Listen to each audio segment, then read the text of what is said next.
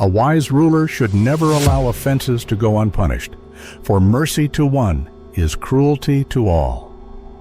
Machiavelli. It didn't start with shouting. It started with a smirk, the kind that hides a knife behind politeness. You know the look, the slight tilt of the head, the laugh that lasts half a second too long. That was the moment I realized something dangerous about human nature.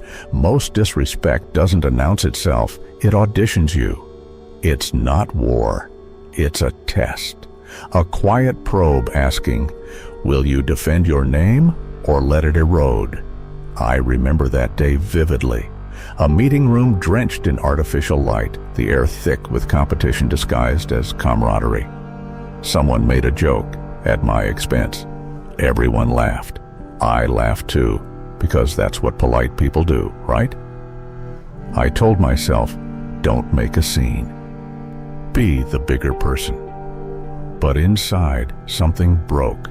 Not loudly, but like a small fracture in glass. Because here's the thing Machiavelli understood centuries ago. When you ignore disrespect, you don't preserve peace. You signal permission. That night, I couldn't sleep. My mind replayed every second, the tone, the glances, the small satisfaction in their faces. And then came the thought that would change me forever. Maybe the problem isn't that people cross lines. Maybe the problem is that I never drew them clearly enough. The next morning, I didn't wake up angry. I woke up focused. Power, I realized, doesn't come from dominance. It comes from definition. The clear understanding of what you tolerate and what you don't. The meeting that broke my ego would become my education. You see, Machiavelli never said to strike first, only to strike correctly. He wrote that a ruler should appear merciful, faithful, humane, but be ready always to act against those virtues when survival demands it. In modern terms, don't react emotionally. Respond strategically. So I didn't confront the man who joked about me. Not yet. I observed him. I noted when he interrupted others, how he sought validation through mockery, how his insecurity wore a mask of confidence. Machiavelli would call this reconnaissance, the gathering of human intel. Because every person who disrespects you tells you two things: where their boundaries lie, how easily they assume yours don't exist. A week passed. The tension thickened, and then it happened again. Same joke, same laugh, louder this time. Everyone's eyes flicked toward me, waiting to see what I'd do. I didn't laugh. I didn't speak. I went still, deliberately still. And in that silence, the air changed. Machiavelli was right. The unpredictable person holds the power. Later, people told me, you looked scary calm. Good, because that was the point. What most people never understand is that power isn't in speaking louder. It's in making your silence heavy enough to crush the air around it. That night, I wrote one sentence in my notebook. If you don't define your worth, others will define it for you at a discount. From that day forward, I stopped being polite about boundaries, and that was when everything began to shift. Men are so simple and so subject to present necessities that he who seeks to deceive will always find someone willing to be deceived. Machiavelli. Once you begin to see disrespect as strategy instead of insult, the world becomes disturbingly clear. Most people aren't cruel, they're opportunistic. They test limits not out of hatred, but curiosity. How far can I go before you stop me? That coworker who teases you publicly, the friend who jokes about your failures, the partner who uses sarcasm as a shield, none of them are random. They're data points in a psychological experiment, yours. After that meeting, I started to study human behavior the way Machiavelli studied princes, as systems of ambition wrapped in charm. I noticed that the man who mocked me smiled too much when others laughed. He wasn't confident. He was feeding off validation, and I had become his supply. So I tested something. In the next meeting, I withdrew completely. No reaction, no attention. When he spoke, I looked at the presentation instead. When he cracked a joke, I didn't even blink.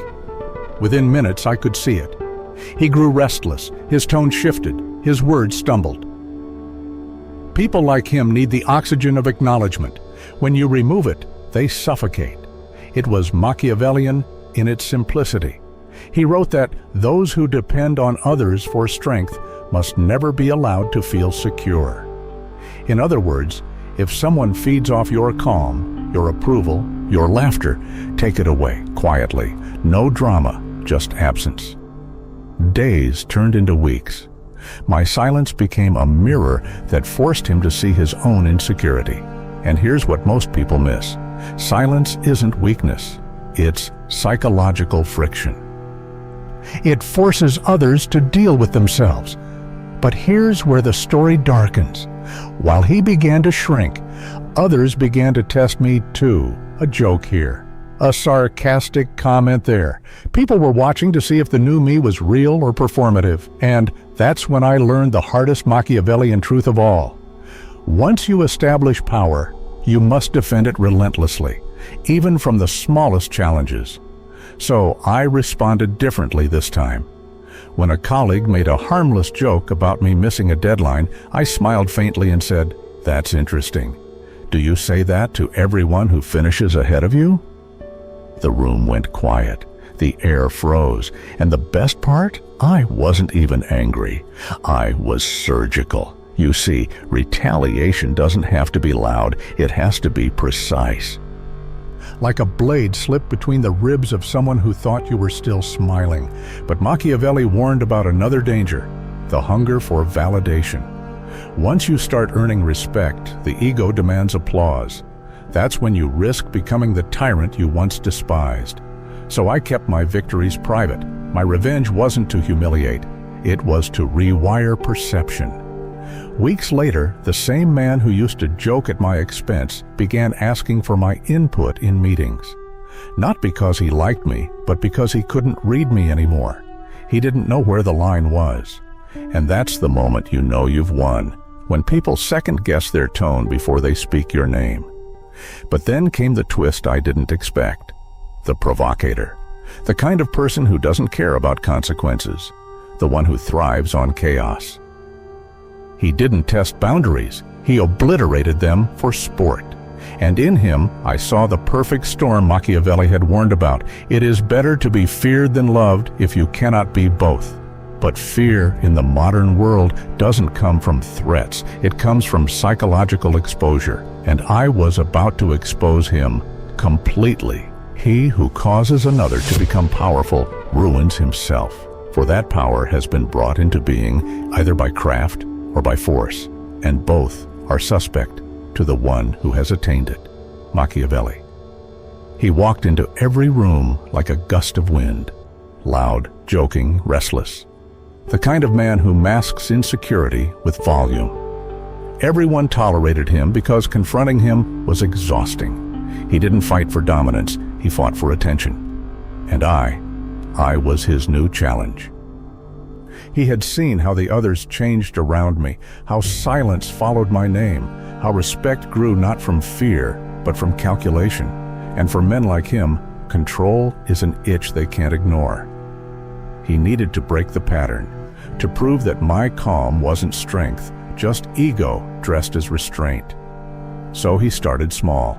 He'd cut me off mid-sentence during meetings, laugh at something trivial, mutter, "Relax, man," when I paused before answering.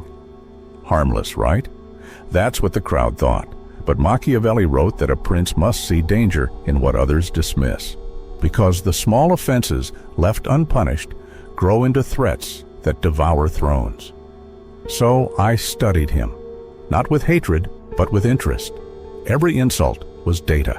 Every interruption was a breadcrumb. He wanted chaos. He wanted me to react, and in that, I saw the opening. You see, Machiavelli wasn't just a strategist of politics, he was a psychologist of insecurity. He knew that when you want to destroy someone driven by attention, you don't fight them. You frame them. The next week, during a project review, he interrupted me again, loudly joking that my strategic silence was probably just indecision.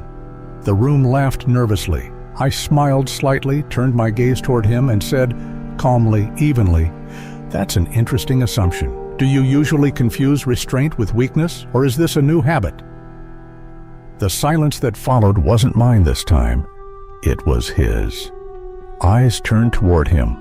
He tried to laugh it off, but his voice cracked, and I could see it. The flicker of uncertainty, the subtle realization that he'd lost control of the room.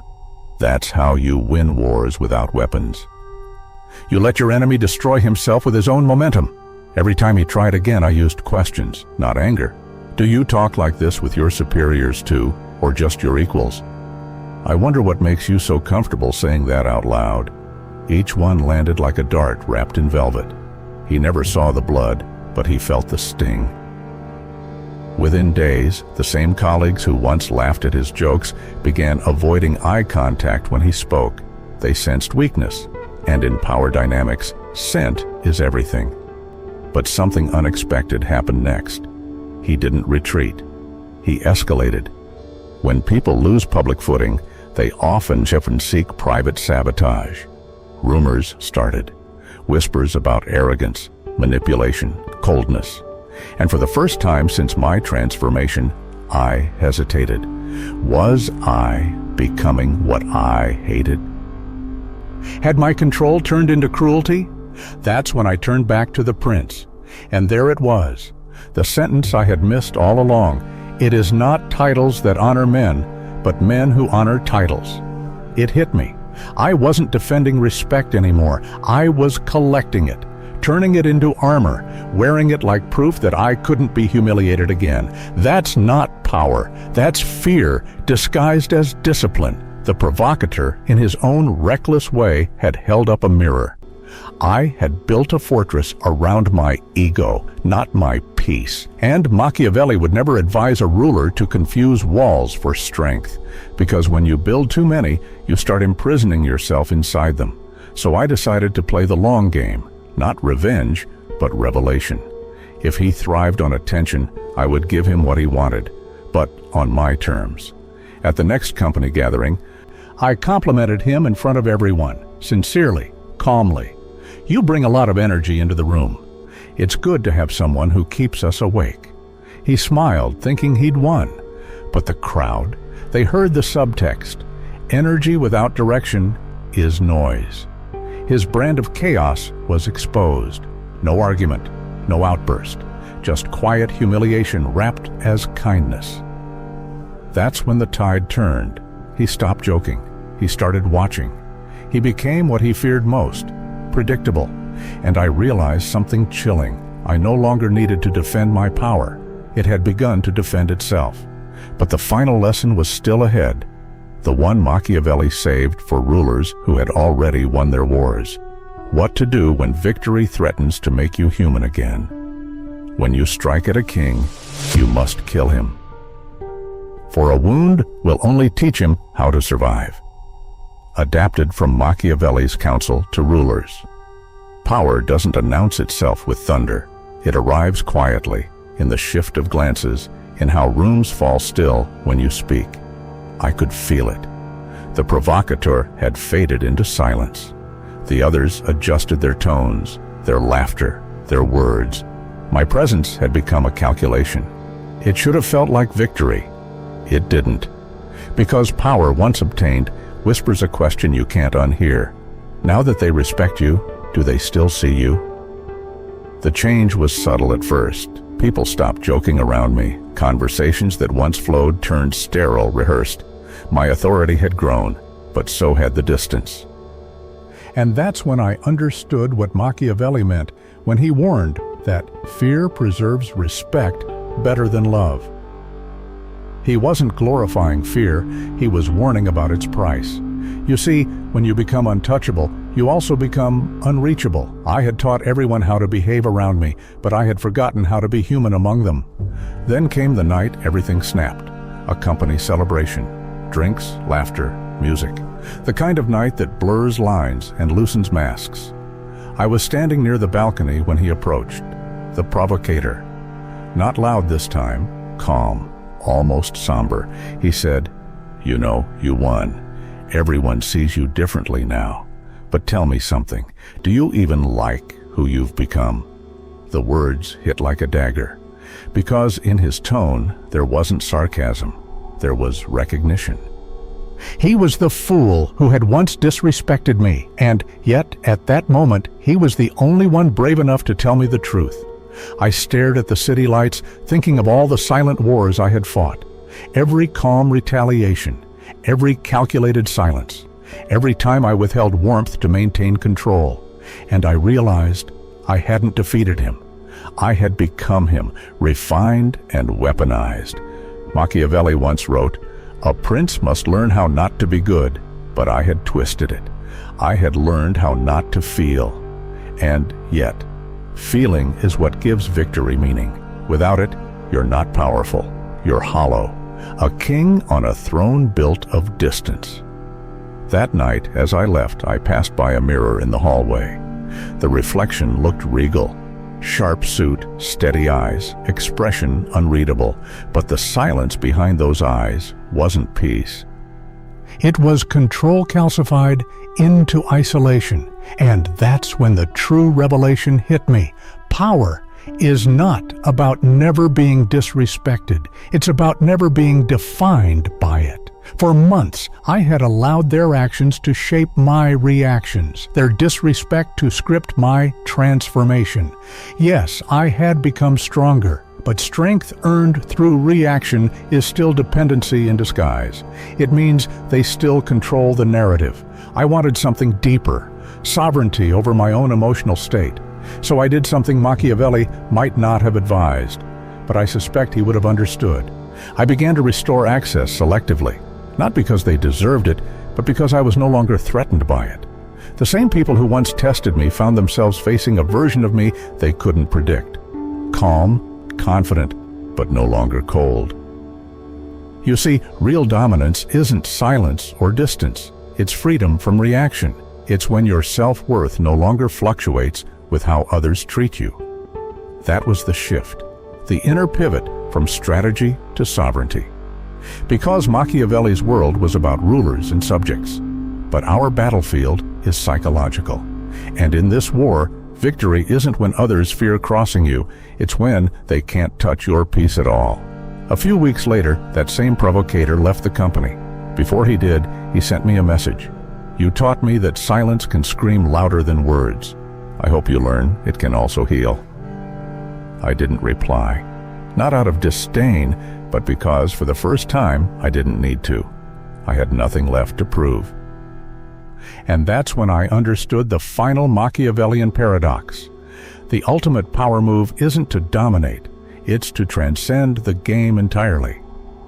It is not power that corrupts, but dependence on the illusion that power must be maintained. Inspired by Machiavelli. Weeks passed.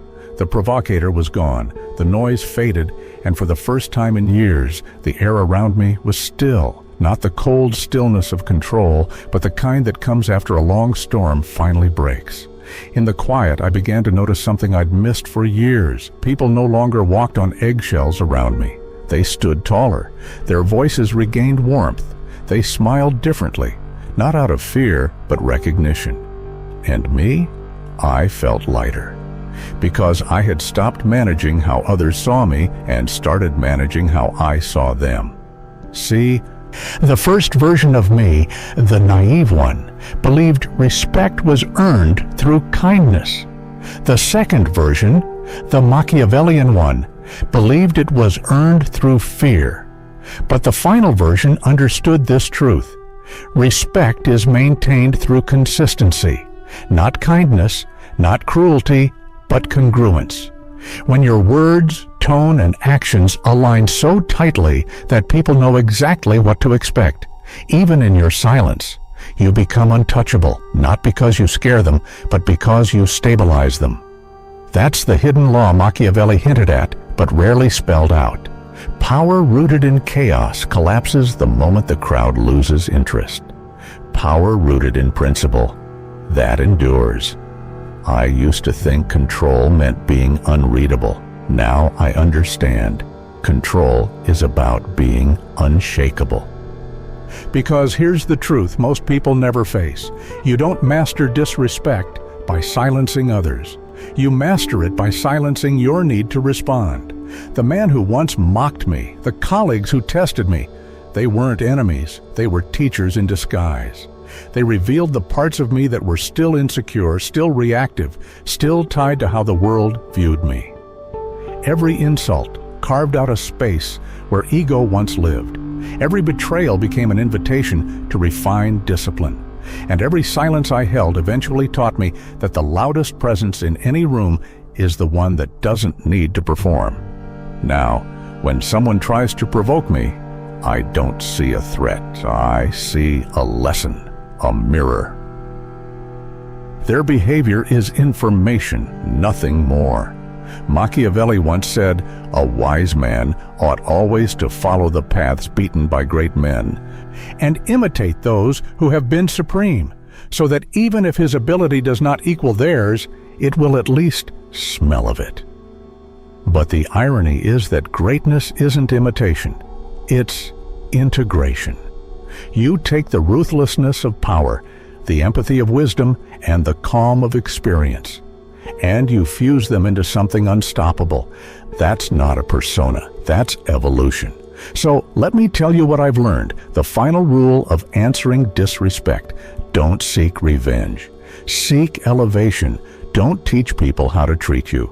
Teach yourself how to stay unbothered when they don't.